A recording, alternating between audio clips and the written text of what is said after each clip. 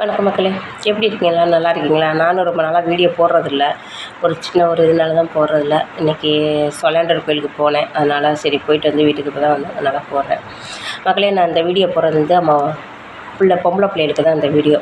அதாவது நான் வந்து இந்த வீடியோ வந்து எப்படின்னா, 30 வருஷத்துக்கு முன்னாடியெல்லாம் பார்த்திங்கன்னா, பொண்ணுகள் வந்து மாப்பிள்ளையை தேர்ந்தெடுக்க சொல்லுவாங்கன்னா, தாய்மார்கள் வந்து என்ன சொல்லுவாங்கன்னா, கல்யாணம் பண்ணணும், பையன் வந்து எந்த ஒரு கெட்ட பழக்கமும் இல்லாமல் குடிக்கிறது, கஞ்சா அடிக்கிறது, பொம்பளை விஷயம் அதெல்லாம் இல்லாத ஒரு பையனாக, கூட்டு குடும்பமாக இருந்தாலும் பரவாயில்ல, இல்லை நல்ல ஒரு பையனாக இருந்தால் பரவாயில்ல, நம்ம பொண்ணை கல்யாணம் பண்ணி கொடுத்தா நிம்மதியாக சந்தோஷமாக வாழணும் அப்படி தான் நினைப்பாங்க 30 வருஷத்துக்கு முன்னாடிலாம்.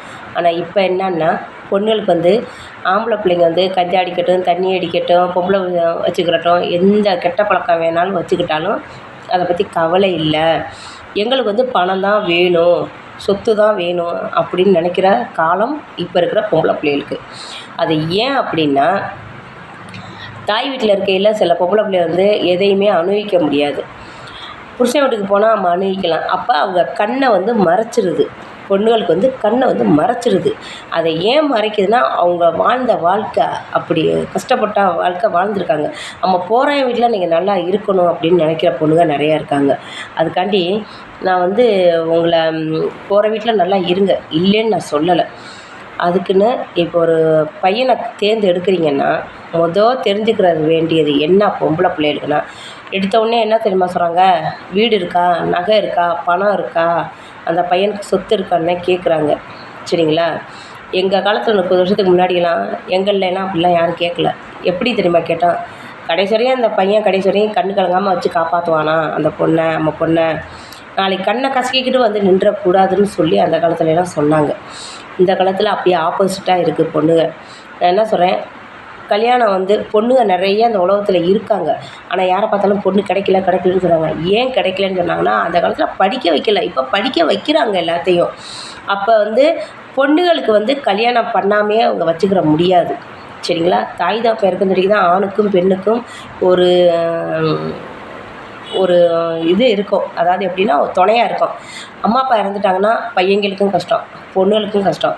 நான் என்ன சொல்கிறேன்னா, பையங்க வந்து நல்ல ஒரு பையனாக இருக்காங்களா, குணம் நல்லா இருக்கா, நம்ம சாதி சனத்தை அனுசரிக்கிறானா, நம்ம சாதி சனம் வந்தால் வாங்கன்னு கூப்பிட்றாங்களா, அப்படி ஒரு கஞ்சியாக இருந்தாலும் கூழோ கஞ்சியோ நம்ம நிறந்து குடிக்கிறோமா, அந்த மாதிரி இருக்கிற பையங்களாக இருந்தாலும் நீங்கள் கட்டி கொடுக்கலாம், ஒன்றும் தப்பு இல்லை.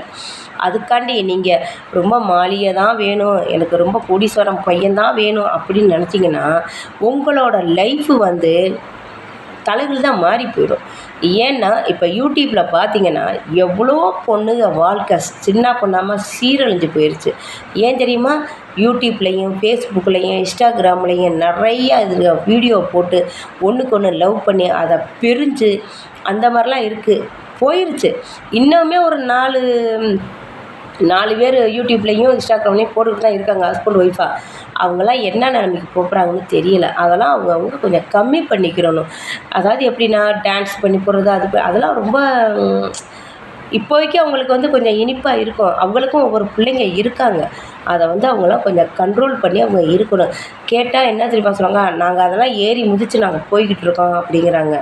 அது வந்து உங்கள் பிள்ளைங்களை பாதிக்கும். இப்போ எனக்கே 2 பசங்க இருக்காங்கன்னா, என்னோடய பசங்க லைஃப் எப்படி போகணும்னு நான் நினப்பேன். சரிங்களா? எனக்கு 2 பசங்க இருக்காங்கன்னா, எனக்கு வர்ற மருமக வந்து மகளாக தான் இருக்குதுன்னு நினைக்கிற வந்து மருமகளை நான் பார்க்க மாட்டேன். எங்கள்கிட்ட வசதி இல்லை, ஆனால் என் பசங்களுக்கு எந்த ஒரு கெட்ட பழக்கமும் இல்லை.